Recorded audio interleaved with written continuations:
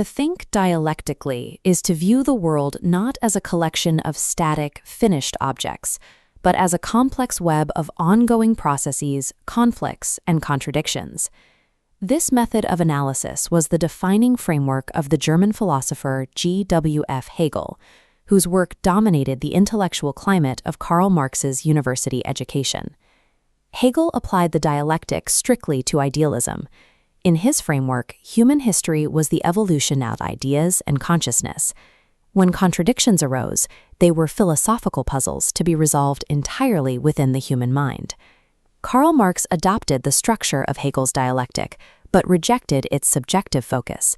By anchoring the dialectic in the physical world, Marx shifted the focus of historical evolution from a mental awakening to a series of tangible physical struggles. This focus on the physical world is what Marx termed materialism.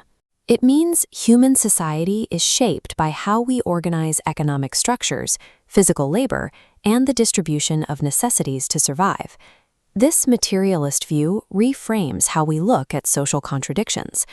Take the relationship between factory owners, who seek to maximize profit, and the workers, whose labor generates that profit. The owner must extract more value from the worker than they pay out in wages. This is a structural conflict of interest. It cannot be resolved through better philosophy or a shift in consciousness.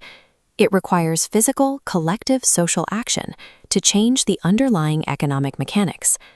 To understand Marx's analysis of capitalism, we have to look past his political conclusions and deconstruct the dialectical method he used to reach them, mapping the specific variables that drive his theoretical engine. Treating Marx strictly as a political icon obscures his rigorous work as a sociological system builder. Understanding his methodology reveals the logical consistency of his entire theoretical framework. The first variable in Marx's dialectical model is the inseparable relationship between facts and values. Mainstream sociology frequently insists on a dispassionate, objective observer, a researcher who isolates data from personal morality. Marx argued that attempting to separate facts from values creates a detached, inhuman science. He maintained that a commitment to resolving exploitation forces the researcher to delve deeper into the dynamics of the system, uncovering the very contradictions a less passionate observer might overlook. This approach leads to the second defining variable of his method, reciprocal relations. This diagram illustrates how Marx rejected simple, linear cause and effect. Instead of variable A directly causing B, we see a continuous loop where B simultaneously acts back upon A. In a dialectical model, interactions constantly accelerate and amplify, continuously reshaping both elements. We can ground this abstract loop in a specific sociological dynamic, the relationship between structural exploitation and worker resistance. As capitalist exploitation increases to maintain profit margins, worker dissatisfaction grows, triggering organized militancy and strikes. That increased militancy causes capitalists to react with heavier oppression to crush the resistance. That retaliation fuels further worker radicalization, driving the cycle forward. Because these variables are constantly acting and reacting, a model that relies on isolated causal origins inevitably misses the reciprocal feedback that defines the larger totality of social life. Because Marx mapped these compounding cycles, his method is frequently mischaracterized as strict historical determinism. This diagram shows the formula mistakenly attributed to him, a rigid pipeline of thesis, antithesis, and synthesis. But the real world possesses no inevitabilities and cannot be neatly divided into grand abstractions.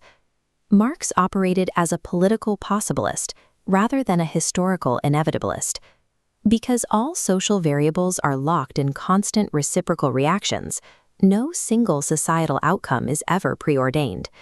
Human choice drives history forward, but those choices are strictly bounded by existing structural and material limits. The Marxist dialectic does not generate prophecies. It provides a map of probabilities and limits, highlighting exactly where human intervention might actually alter the future. To fully map those limits, we have to introduce the dimension of time as the crucial context for reciprocal relations.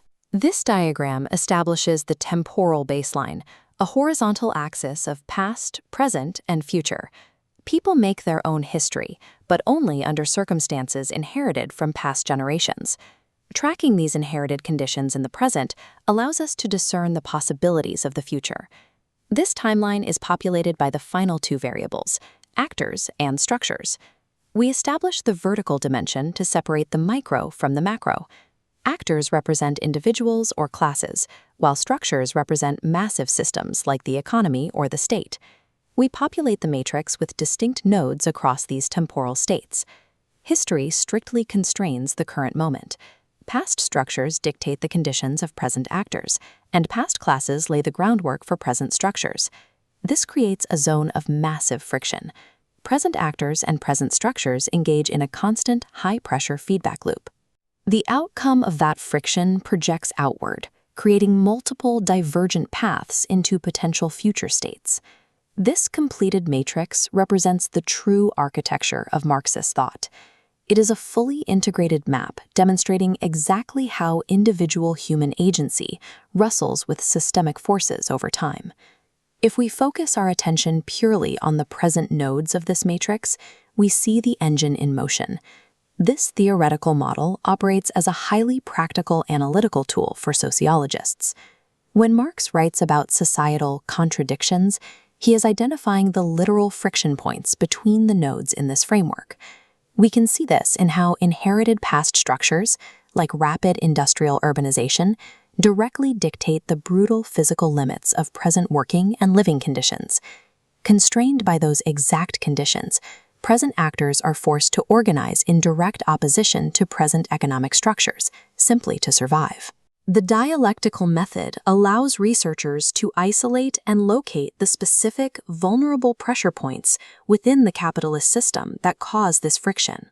The method aims to identify these pressure points so that political action can be targeted where the system's own contradictions make it most vulnerable to change.